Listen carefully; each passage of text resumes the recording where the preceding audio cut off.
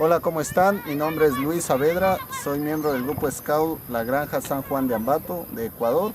Y pues bueno, hoy les vamos a indicar cómo debemos prender una fogata, qué materiales necesitamos y todo el procedimiento necesario para llegar a tener lo que los Scouts tanto amamos, que es la fogata.